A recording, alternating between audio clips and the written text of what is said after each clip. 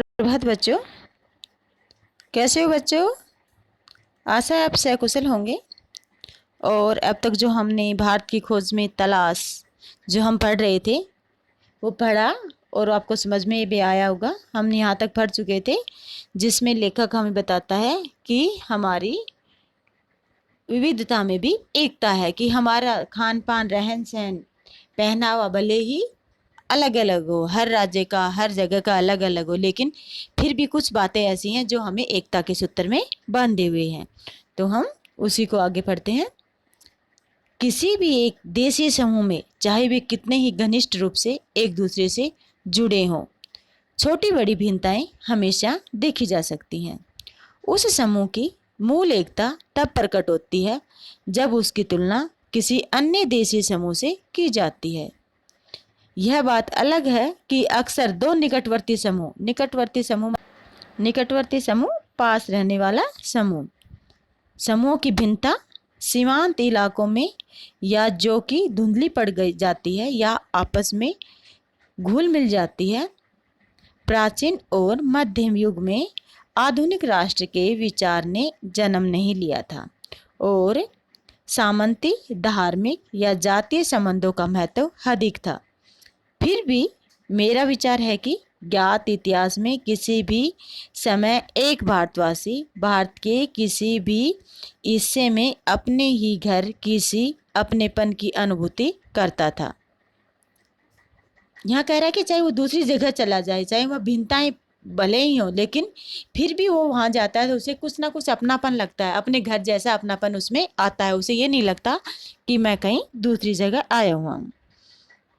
जबकि किसी भी दूसरे देश में पहुंचकर वह अजनबी और परदेसी महसूस करता है। मतलब अपने चाहे वो पूर्वोत्तर राज्यों का है और दक्षिण में आ जाए तो भी वो भारत में है तो उसे ये लगता है कि मैं अपने ही घर में हूँ और अपनापन महसूस करता है। लेकिन जब किसी विदेश में चला जाता है, किसी दूसरे देश में जाता है, तो वहाँ अपने आप को अजनबी महसूस करता है। उन देशों में जाकर उन्होंने कुछ दूर तक उसकी संस्कृति या धर्म को अपना लिया था। उसे अजनबीपन का बोध निश्चय ही कम होता था। वे लोग जो किसी गैर भारतीय धर्म को मानने वाले थे या भारत में आकर यहीं बस गई, कुछ ही पीढ़ी के गुजरने के दौरान स्पष्ट रूप से भारतीय हो गए, जैसे यहूदी, पारसी, मुसलमान। जिन भारतीयों ने इन धर्मों को स्वीकार किया वे भी धर्म परिवर्तन के बावजूद भारतीय बने रहे। मतलब चाहे वो किसी भी धर्म के हो, लेकिन भारत में रहकर वे भारतीय ही बन गए। आज जब राष्ट्रीयतावाद की अवधारणा कहीं अधिक विकसित हो गई है, विदेशों में भारतीय अनिवार्य रूप से एक राष्ट्रीय समुदाय बनकर विभिन्न कारणों से एकजुट होकर रहते हैं, भले ही उनमें भीतरी मतभेद हो। एक हिंदुस्तानी ईसाई कहीं भी जाए उसे हिंदुस्तानी ही माना जाता है। मतलब हिंदुस्तान का है, चाहे वो ईसाई है तो कहीं भी चला जाए, लेकिन वो क्या है, हिंदुस्तानी है। इस प्रकार किसी हिंदुस्तानी मुसलमान को तुर्क, अरब, ईरान या किसी भी अन्य देश में जहाँ इस्लाम धर्म का प्रभुत्व हो, हिंदुस्तानी ही समझा जाएगा। मेरे ख्याल से हम सबके मन में अपनी मातृभूमि की अलग अलग तस्वीरें हैं और कोई दो आदमी बिल्कुल एक जैसा नहीं सोच सकते। कह रहे कि मातृभूमि के बारे में हमारा जो सोचने का नज़रिया है वो सबका कुछ ना कुछ भिन्न है, क्योंकि एक ही घर में रहते हुए भी हम दो अगर बेटे हैं तो उनमें भी थोड़ा बहुत अंतर जरूर होता है। जब मैं भारत के बारे में सोचता हूँ तो मेरे मन में बहुत सी बातें आती हैं। मैं सोचता हूँ दूर दूर तक फैले मैदानों और उन पर बसे अनगिनत छोटे छोटे गांवों के बारे में, उन कस्बों और शहरों के बारे में जिनकी मैंने यात्रा की। लेखक कह रहा है कि मैं उन छोटे छोटे गांवों और शहरों के बारे में सोचता हूँ कि जहाँ की मैं यात्रा करके आया हूँ, वहाँ उनको मैं देख के आया हूँ, उनके बारे में मैं सोचता रहता हूँ। वर्षा ऋतु की उस जादुई बरसात के बारे में जो झुलसती हुई धरती में जीवन संचार करके उसे सहसा सौंदर्य और हरियाली के झिलमिलाते प्रसार में बदल देती है। सहसा मतलब अचानक। कह रहे कि गर्मी बरसात होता है तो एकदम ऐसा लगता है जैसे कोई जादू ही आ गया हो। बरसात होने से पहले पृथ्वी क्या है, झुलसी हुई है, गर्मी के मारे एकदम कुम्हलाई हुई है, झुलसी हुई है। और जैसे ही बारिश होती है तो ऐसा लगता है धरती में जीवन का संचार हो गया हो, और उसके सौंदर्य और हरियाली भी झिलमिलाने लगती है। प्रसार होने का मतलब बढ़ जाती है। विशाल नदियाँ और उनके बहते जल के बारे में कभी कह रहा है कि मैं विशाल नदी और उनके बहते जल के बारे में भी सोचता रहता हूँ। ठंड की चादर से लिपटे खैबर पास के बारे में, खैबर घाटी के बारे में आपने सुना करेगा। यहाँ कहने का लेखक का मतलब यही है कि उसने पूरे देश की यात्रा की और अब पे उन्हीं के बारे में सोचता सोचता जा रहा है। भारत के दक्षिण सिरे के बारे में, लोगों के बारे में, व्यक्ति और समूह दोनों रूपों में, और सबसे ज़्यादा बर्फ की टोपी पहने हिमालय के या बसंत ऋतु में कश्मीर की किसी पहाड़ी घाटी के बारे में जो नवजात फूलों से लदी है। नवजात फूल मतलब अभी अभी फूल आई है, नए नए, नवजात मतलब नया जन्म लेना। और जिसके बीच में कल कल खल खल करता झरना बहता है। कल कल खल खल झरना आवाज करते हुए बह रहा है।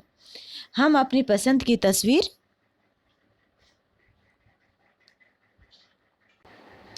हम अपनी पसंद की तस्वीरें बनाते हैं और उसे सहेज कर रखते हैं। सहेज कर रखना मतलब संभाल कर रखना। जन संस्कृति। मैंने वर्तमान में भारतीय जनता के गतिशील जीवन नाटक को देखा। ऐसे अवसर पर मैं अक्सर उन सूत्रों को खोज लेता था जिनसे उनका जीवन अतीत से में बंधा है, जबकि उनकी आंखें भविष्य पर टिकी रहती है। कह रहा जीवन तो अतीत भूतकाल के साथ जुड़ा हुआ है, लेकिन भविष्य में क्या होने वाला है ये उनकी आंखें उस पर टिकी हुई है। हर जगह मुझे एक सांस्कृतिक पृष्ठभूमि मिली जिसका जनता के जीवन पर बहुत गहरा असर था।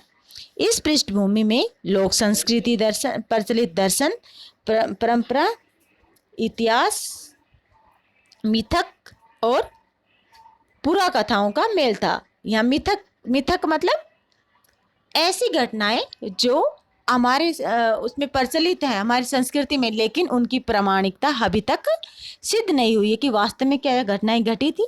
जैसे कि हम रामायण महाभारत को हम मिथक कह सकते हैं, और पुरा कथाएं जो पुरानी कथाएं हैं।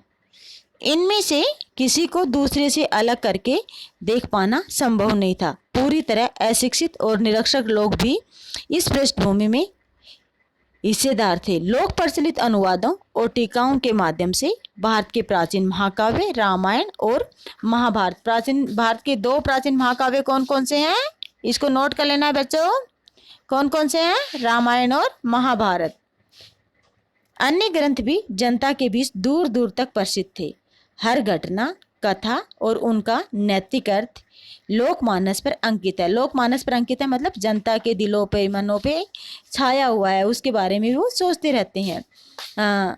उसने उन्हें समृद्ध और संतुष्ट बनाया है। अनपढ़ ग्रामीणों को सैकड़ों पद याद थे और अपनी बातचीत के दौरान वे बराबर या तो उन्हें उद्धृत करते थे या फिर किसी प्राचीन रचना में सुरक्षित किसी ऐसी कहानी का उल्लेख करते थे जिसमें कोई नैतिक उपदेश निकलता हो। मतलब लोग अनपढ़ थे लेकिन फिर भी वो पुस्तकें, वो महाकाव्य थे, उनके जो पद हैं वो उनको सुन सुन के याद हो गए थे। वो एक दूसरे से सुनते थे और उनको याद हो गए थे और वो उन्हें गाते रहते थे, उनका उदाहरण देते रहते थे।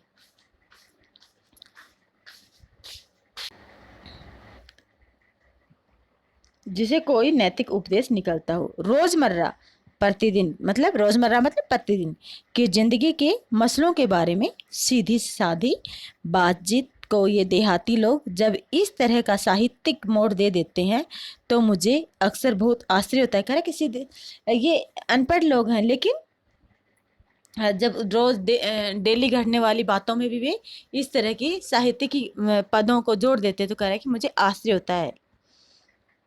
यदि मेरे मन में लिखित इतिहास के और लगभग सुनिश्चित तथ्यों से निर्मित तस्वीरों का भंडार था तो मैंने महसूस किया कि अनपढ़ किसान के मन में भी उसका अपना तस्वीरों का भंडार है। कह रहा है कि मैं पढ़ा लिखा होकर मेरे मन में तस्वीरों का भंडार था, भारत के बारे में अलग अलग तरह की मेरी सोच थी। वैसे ही कह रहा है कि किसान जो अनपढ़ है लेकिन वो भी अपने तरीके से सोचता है और उसके दिमाग में भी एक अलग तस्वीर है।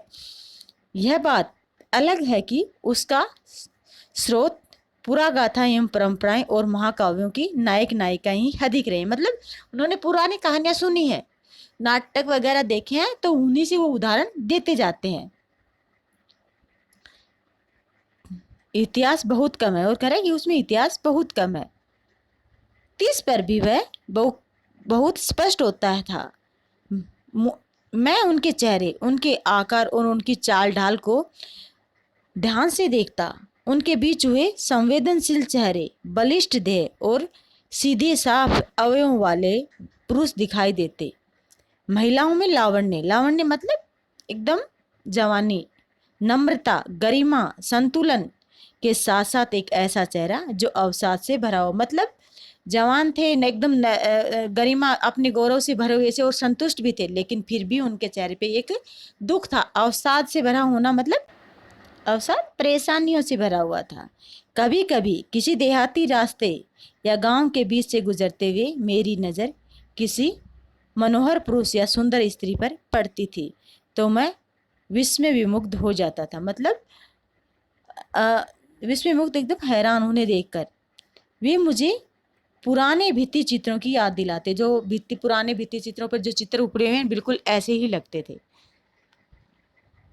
मुझे इस बात से हैरत होती कि उन तमाम भयानक कष्टों के बावजूद जिसने भारत युगों तक गुजरता आ रहा, आखिर यह सौंदर्य कैसे टिका और बना रहा। इन लोगों को साथ लेकर हम क्या नहीं कर सकते, बशर्ते इनके हालात बेहतर हों और इनके पास कुछ से करने के ज़्यादा अवसर हों। कह रहा है कि इनके हालात अच्छे हों, मतलब जो गरीब है इनका गरीब स्तर उतारा जाए और ये कुछ कर सकें और इनको करने के कुछ मौके मिलने चाहिए, ज़्यादा अवसर मिलने चाहिए, तो ये भी कुछ करके दिखा सकते हैं। चारों ओर गरीबी और उससे ज़्यादा होने वाली अनगिनत विपत्तियाँ, गरीबी है और गरीबी में तो इंसान को असंख्य विपत्ति संकट आ ही जाते हैं, इसकी छाप हर माथे पर थी। जिंदगी को कुचल कर विकृत और भयंकर रूप दे दिया गया था। किसने? गरीबी ने। इस विकृति से तरह तरह के भ्रष्टाचार पैदा हुआ और लगातार अभाव और असुरक्षा की स्थिति बनी रहने लगी।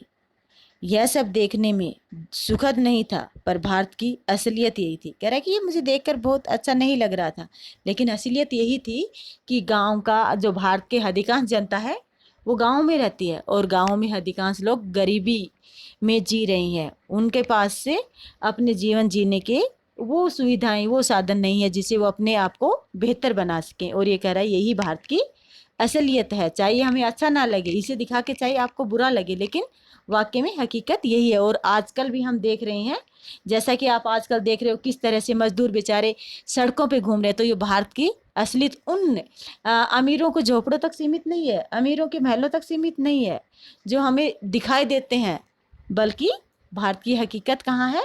इन गरीबों को, इन मजदूरों की जिंदगी को देखो, जिसके कारण भारत भारत बना हुआ है।